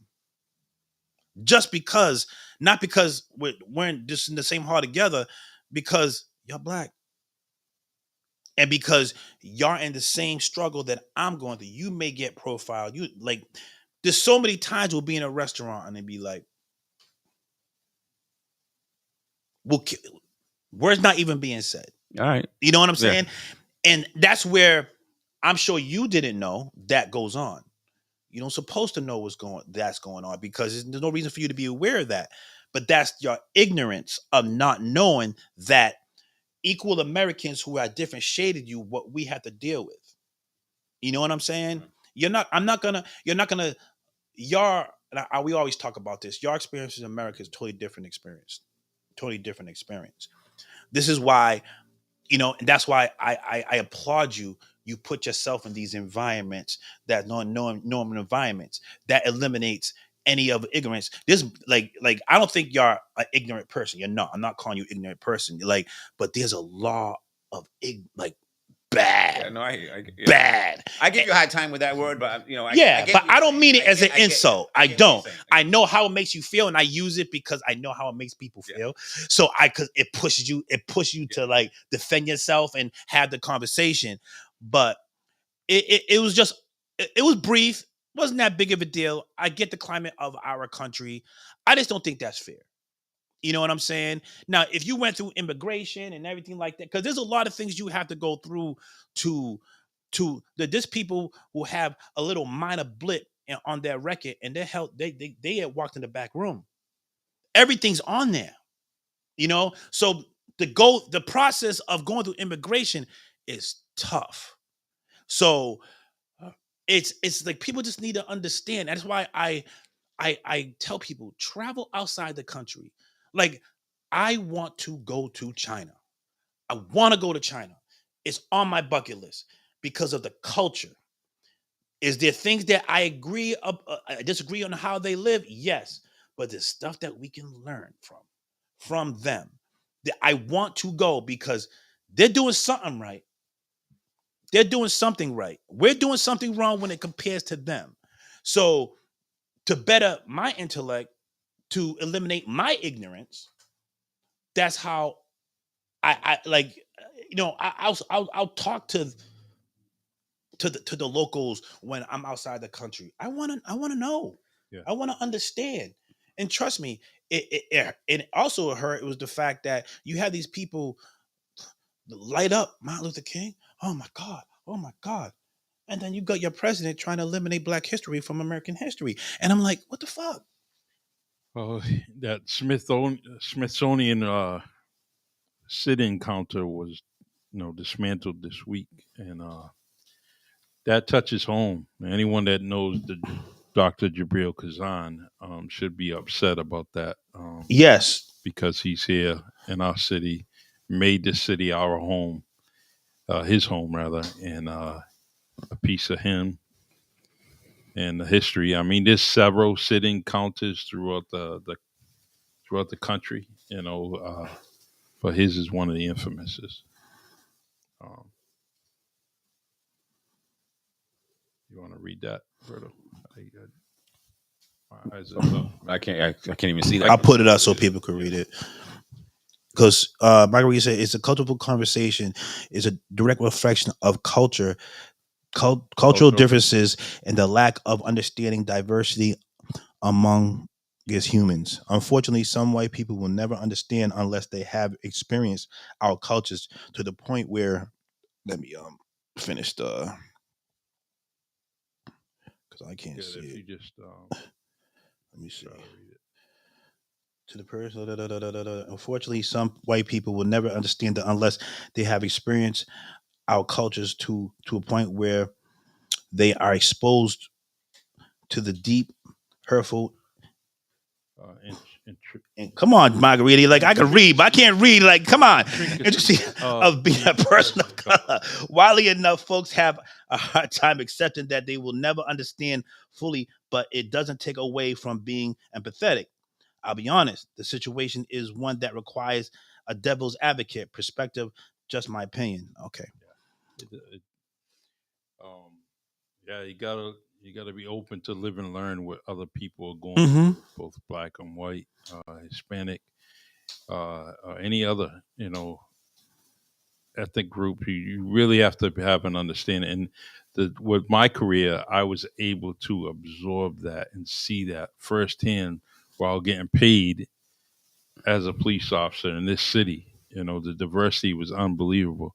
A lot of men that I have dealt with in the Central American community I didn't have when I first started dealing with them. I didn't have an understanding of their culture and things that they do, and their perception of police and how it's perceived as a authority, someone you really didn't want to deal with. So when I was trying to be that, just be a caring individual for them, it was something that they really didn't want to, have. They didn't want to have that conversation with me because I was of authority, and all I was trying to do is, "Hey, sir, you need some help," and they didn't want me anywhere over there.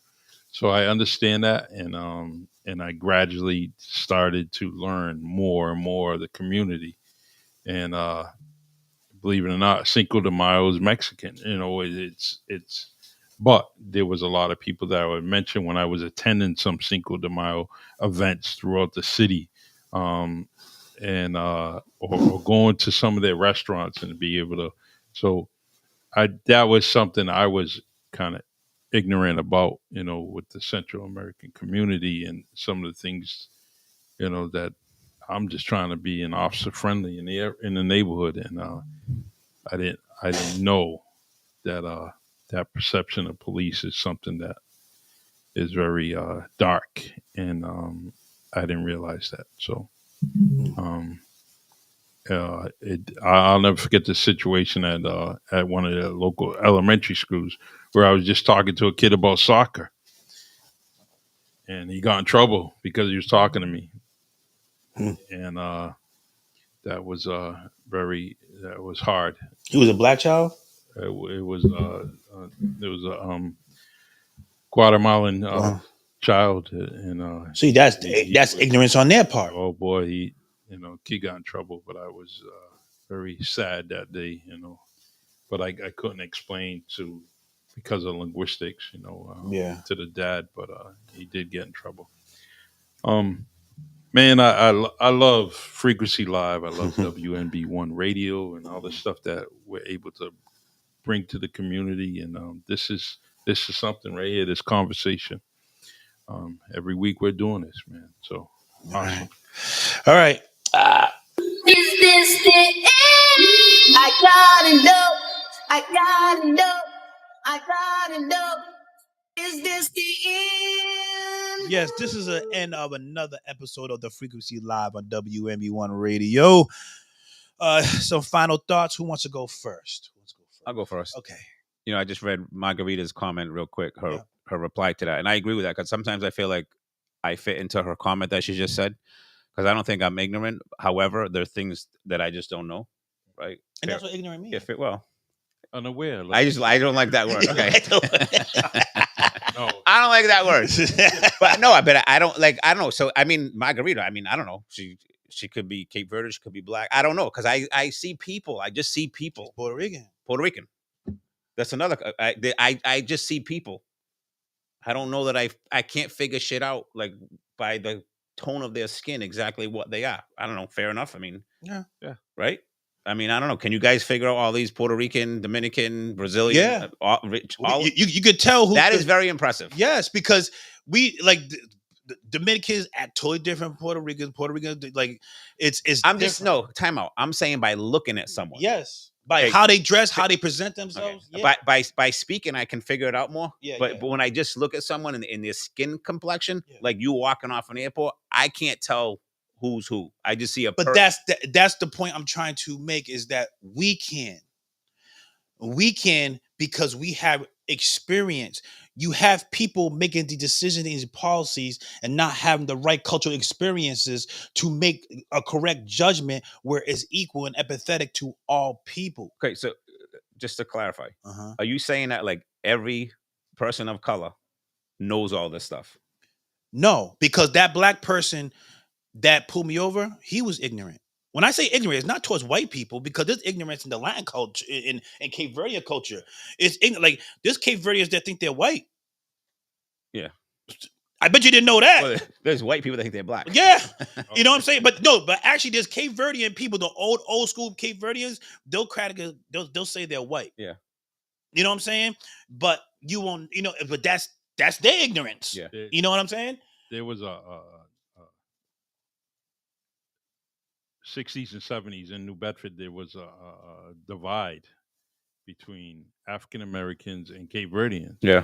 Mm-hmm. And there was a lot of things going on. There was a huge divide. You could see it in the family names that from the West End compared to the South End. Mm-hmm.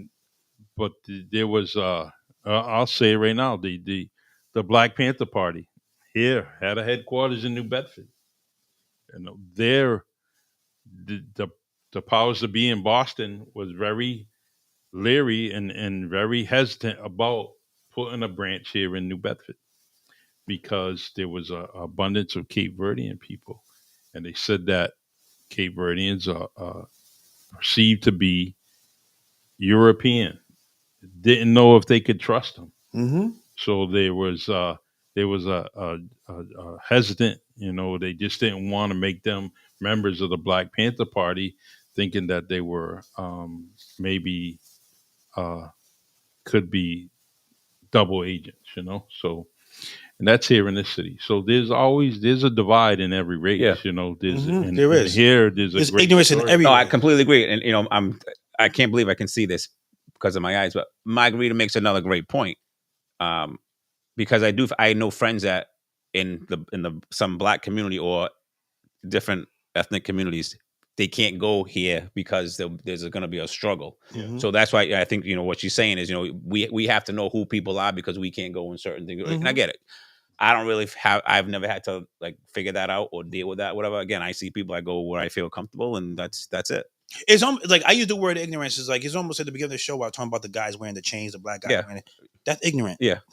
That's Yeah, no, ignorant. I mean, yeah. You know what I'm saying? So it's not like I'm not gearing it to a race. It's like we as individuals need to understand that we're ignorant to certain things. There's ignorance about me and that's why I always try to learn more and more and more. So I'm not as ignorant. Yeah. That's why I commend you. Remember when we first started this podcast, I told you, because Derek, you're gonna be more of a star than you think. Because y'all gonna bring people into this conversation that probably would never have these conversations or even listen to these having conversations. Yeah. You know what I'm saying? To better educate them and understand them, be like, maybe I'm looking at this wrong. I mean, I've looked at some things wrong, and I've gotten educated by having these conversations on the show and just with just you and I. I've learned. Yeah, because I do feel like as a white person, and maybe it's just me, like how I live my life, and like I said earlier, it's like I just see people. I can obviously I'm not colorblind. That's you. So that's why I say I know they're Black. Yeah, whatever. But I just see people. I don't see different. Yeah, But a lot of people that's been around you don't look at it that way. Yeah, you see what I'm saying? They don't have the heart. That's why I said this has nothing to do with you, because I know your heart. You know what I'm saying? And maybe a little bit of your ignorance, it was because of your surrounding. That's okay. Same thing with Black people with the chains. I understand it. Yeah, their culture, their culture, but it's ignorant. Yeah. You know what I'm saying? And we as Black people, if we want to move to a better place, we got to call out our ignorance. Same thing with white people. Same thing with women. Some women need to call out other women's ignorance of what they're doing. Same thing with men. We got to call each other men. That's kind of ignorant, man. Come on, dude. You know what I'm saying? As men. Regardless of what race, we got to call each other so we as a society could be as a society. A lot of people are just staying in their corner and not saying anything. So this is where I'm probably using this podcast to talk to all the people. Like, let's try to learn from each other instead of categorizing each other of a color of our skin. You know what I'm saying? Because if we really learn the history of all this, of the skin, I believe everything generated from Africa. That's why I believe, because when you go into even when you go into these Latin countries, I had this conversation my last vacation. Goes, why do these Latin women got big asses? You think because they're Latin? No, because the ethnicity comes from Spain. Spain is not known for women to have big asses, but African women are. So what do you think? So during the slave trade, which Spain was very heavily involved in the slave trade, along with the Europeans, they stopped in these different countries and they dropped off these Black people and they started mixing in with the Latin people. And so there's certain areas of these Latin countries that women just got these big butts. Where do you think it's coming from? I thought they're doing BBLs. No. No, you're gonna see these naturally big butts. Why you got a naturally big butt? Because you got some African lineage in you during the slave trade. And this particular Latin country that I went to, there's a place where you can go and visit. And I want to go the next time I go, or any time I go again, where you can visit this place where they have the slave trade that stopped in this particular country. Because it wasn't just one long boat ride. They had to stop. Yeah. You know what I'm saying? And try to, and benefit from this property that they had, which is Black people. So So now I got to try to figure out if someone's got a big ass, or if they, or No. if they're from Africa, or if they did a BBL. It's gonna take a while. It's gonna take a lifetime to learn this shit. You know what I'm saying?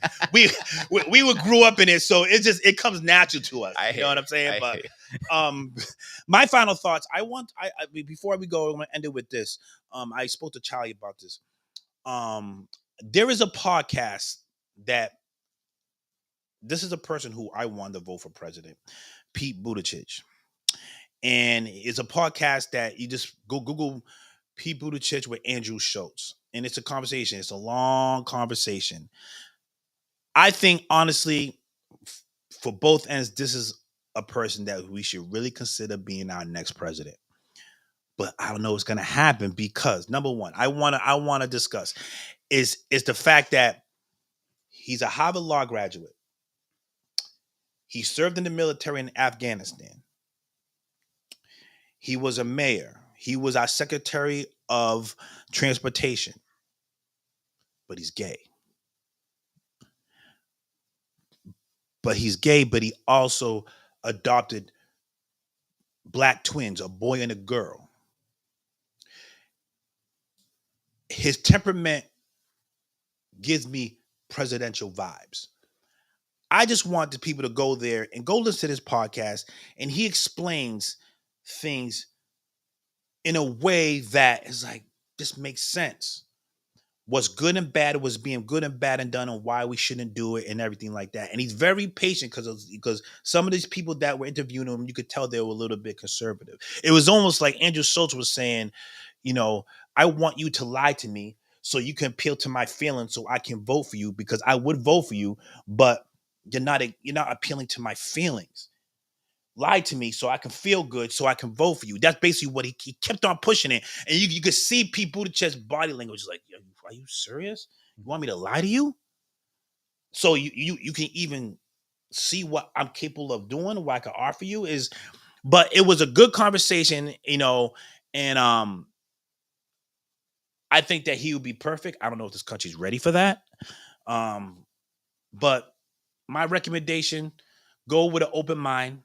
Don't go with an ignorant mind.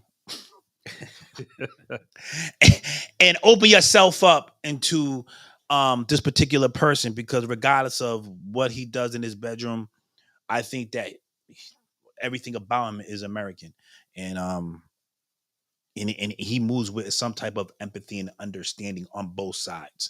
So yeah, that's Right. my final thoughts. So I don't know if we're gonna do a show because I'm gonna be gone again. Just me, because I put 30 years in the company and I get 6 weeks vacation. So I'm gonna use these vacation time to go on vacation. But I don't know. We'll be if these guys have decided to do a show. If not, we'll be back the following week with another episode of the Frequency Live on WMB1 Radio. I want to thank all our listeners and our watchers. I gotta learn how to end it with music for the radio station, even though we're getting off live. So I just want to thank everyone that listened to the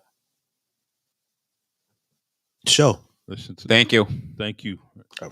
Thank you. And hold on, what am I gonna play? I'm gonna play this song right here. Have a good night. We're getting off live Facebook. Take care. Take care. Celtics up 7.